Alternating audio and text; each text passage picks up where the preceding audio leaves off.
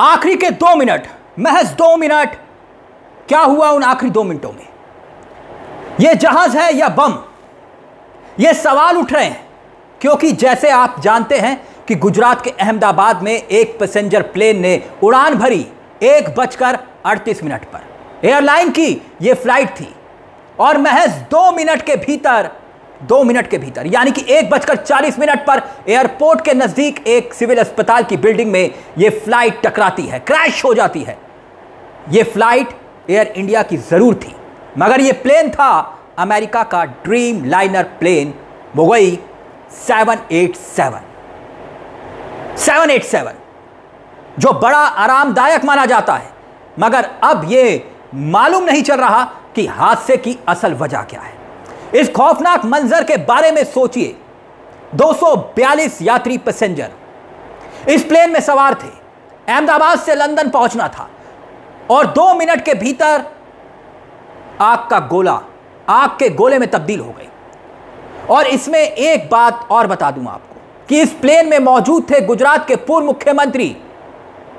मुख्यमंत्री विजय रूपाणी।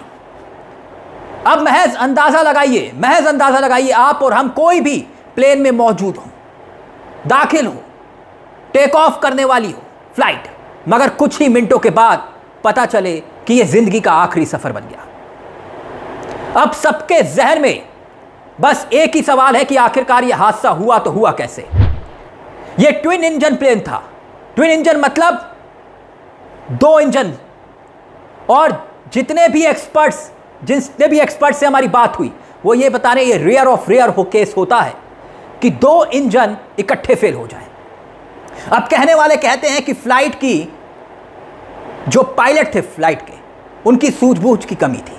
नहीं, जानते हैं क्यों ये बात मैं कह रहा हूं? ये कहना गलत है क्योंकि ये दोनों पायलट्स जिनका मैं जिक्र कर रहा हूं, दोनों वेल एक्सपीरियंस पायलट थे, यानी सुपर एक्सपीरियंस पायलट। यानी जो सुमित सबरवाल थे, बेहद शानदार पायलट थे। उनके साथ एक और को पायलट थे जिनका नाम था क्लाइम सुंदर। 1100 घंटे, 1100 घंटे। यह थ्योरी बिल्कुल खारिज हो जाती है अब कि पायलट्स का अनुभव कम था, पायलट्स के पास एक्सपीरियंस कम था। वेल ट्रेन्ड पायलट थे, अनुभवी थे। लेकिन इस प्लेन हादसे के खौफनाक मंजर में मैं जिक्र करूं, वो ये जिक्र जरूरी हो जाता है। यह हादसा हुआ 1,26,206 लीटर एयर फ्यूल उसमें था। अब जरा सोच कर देखिए, आपकी और हमारी गाड़ी में कितना पेट्रोल और डीजल है, और अगर खुदा ना खास्ता उस पर कोई हादसा होता है तो वो कैसे आग का गोला बन जाती है। एक महज छोटी सी कार, कितना फ्यूल होता है उसमें। और इस प्लेन में एयर फ्यूल कैपेसिटी थी 1,26,206 लीटर। तो आप सोच कर देखिए कि उसमें इतना फ्यूल था, तो जरा सोचिए जब बिल्डिंग से वो टकराया होगा तो कितना खौफनाक खतरनाक मंजर होगा। एक आग के गोले का मंजर होगा, जैसे तस्वीरें भी देखने को मिल रही हैं। अब 6 ऐसी संभावनाएं बताई जा रही हैं जिस वजह से यह हादसा बताया जा रहा है कि हुआ होगा। संभावना 1 वो ये कि दोनों इंजन एक साथ फेल हो गए होंगे, यह भी बहुत मुश्किल है। संभावना नंबर 2 किसी पंछी का प्लेन से टकराना, यह संभावना भी जताई जा रही है। तीसरी संभावना कंट्रोल सिस्टम जाम हो गया हो, इंजन का फ्यूल सप्लाई बंद हो गया हो, यह संभावना है। और 5वीं संभावना ये कोई बड़ी तकनीकी खराबी जिसका कोई हल नहीं था, जिस वजह से यह हादसा हुआ। और 6ठी बड़ी संभावना यह कि पायलट की मानवीय भूल, जो कि बहुत कम दिखाई देती है। वैसे बोइंग 787 ड्रीम लाइन, इस पर विवाद एक लंबी श्रृंखला है। पहला विवाद शुरू हुआ जनवरी 2013 में। वो तब सामने आया जब एक शिकायत मिली। शिकायत यह कि दोनों विमान लिथियम आयरन बैटरी में आग लगती है। और इसका नतीजा क्या हुआ कि 3 महीने के लिए सभी ड्रीम लाइनर विमानों की उड़ानों को रोक लगा दी जाती है। एक और विवाद आता है, यह दूसरा विवाद था 2020-2022 में। सामने तब आया जब ड्रीम लाइनर की मैन्युफैक्चरिंग में कई तरह की गड़बड़ियों की बात सामने आई। यह एक एयरलाइंस की ड्रीम लाइनर की डिलीवरी पर रोक लगा दी जाती है इस विवाद के बाद। और तीसरा विवाद सामने आता है दोस्तों अप्रैल 2024 में क्या शिकायत मिली? शिकायत यह कि विमान के हिस्से को जोड़ने का तरीका बदल दिया गया और हवा में टूटने का खतरा ज्यादा है। फिर क्या हुआ? शिकायत पर हुआ यह कि ड्रीमलाइनर 787 को पूरी तरह से सुरक्षित बताया गया। कहा ऐसी कोई बात नहीं है, कुछ नहीं है, सब कुछ ओके है, ऑल इज वेल है। मगर विवाद यहां खत्म नहीं हुआ। मार्च 2024 एक और शिकायत मिली। शिकायत यह कि बोइंग में काम कर चुके जॉन ब्रैटनेट ने सेफ्टी को लेकर सवाल उठाए। जॉन ब्रैटनेट की रहस्यमयी हालत में मौत हो गई।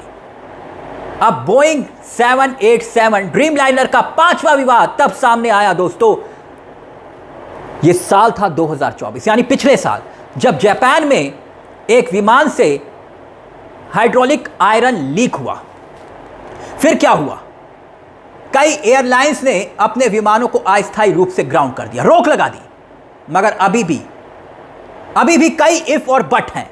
ये तो महज आशंकाएं हैं, मगर लगातार एक के बाद एक हादसे हो रहे हैं। क्योंकि 12 नवंबर 1996 से अगर मैं जिक्र करूं, उन तारीखों का जिक्र करूं, हरियाणा के चाकरी दादरी में क्या हुआ था? 2 प्लेन आपस में टकराए, 349 यात्रियों की मौत हो जाती है। 1 जनवरी 1978 मुंबई से उड़ान भरकर अरब सागर में प्लेन जाकर गिरता है, 213 यात्री इसमें मर जाते हैं।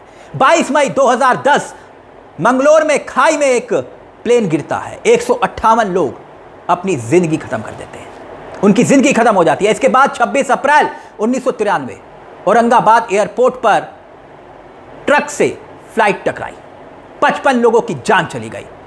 7 अगस्त 2020 को भी हादसा होता है, Air India Express plane crash होता है और 21 यात्रियों की जान चली जाती है। अब कहने वाले कहते हैं कि कारें जब हम चलाते हैं, किसी कार की 10 साल की रिटायरमेंट की आयु होती है। 10 साल में कहा कि ये कार डंप कर दीजिए, लेकिन 12-13 साल पुराने विमानों में यात्री ढोए जा रहे हैं। क्यों?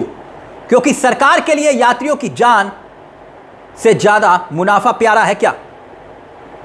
बोइंग 787 ड्रीमलाइनर है, जिसे 2012 में बनाया गया था और यह विमान सितंबर 2012 में एयर इंडिया के बेड़े में शामिल हुआ था। ऐसे में यह विमान लगभग 13 साल की उम्र पूरा कर चुका है। मैं ये नहीं कह रहा कि यह उम्र प्लेन के हिसाब से अभी कम है, मगर मजाल है कोई मोदी सरकार से सवाल कर ले। पहले एयर इंडिया को प्राइवेट हाथों में सौंपा गया तो क्यों? प्राइवेट कंपनियों ने मनमानी ढंग से किराया बढ़ाया क्यों? विमान कंपनियों पर भारत सरकार की कोई लगाम क्यों नहीं? और लगातार खस्ता हाल विमानों को फ्लाइट में अगर जोड़ा जाता है तो इसकी जिम्मेदारी किसकी होगी? पिछले दिनों शिवराज सिंह चौहान टूटी सीट पर सफर करने को मजबूर हो जाते हैं, एक मंत्री। इसके बाद एक फ्लाइट से चिड़िया के मात्र टकराने से विमान के आगे के पड़खच्चे उड़ने की खबर आती है। इतनी सारी खामियों के बाद भी भारत सरकार ने कोई कठोर कदम नहीं उठाया, क्यों? अहमदाबाद में एयर इंडिया विमान हादसा बेहद दिल दहलाने वाला है। सवाल यह कि आखिरकार क्यों बेची गई एयर इंडिया? क्यों किया गया यात्रियों की जान से समझौता? इतनी संवेदनशील सर्विस का निजीकरण कैसे? इन सैकड़ों मौतों का जिम्मेदार कौन? क्या यह सवाल नहीं बनता? हम तो बस यही कहेंगे कि इन दुखद हादसे में, इस दुखद दुर्घटना में जान गंवाने वाले यात्रियों और क्रू मेंबर्स के परिजनों के लिए यह एक अपूर्णीय क्षति है, जिसका दर्द शब्दों में व्यक्त नहीं किया जा सकता। हम इस कठिन और मुश्किल वक्त में शोकगुल परिवारों के साथ पूरी संवेदना और एकजुटता के साथ खड़े होने का जिक्र करते हैं। यह शोक सिर्फ उनका नहीं, यह आपका, हम सबका शोक है। हमने अपनों को खोया है, लेकिन जवाबदेही और जिम्मेदारी किसकी, यह एक यक्ष प्रश्न बनता है। नमस्कार दोस्तों, जय हिंद, जय भारत।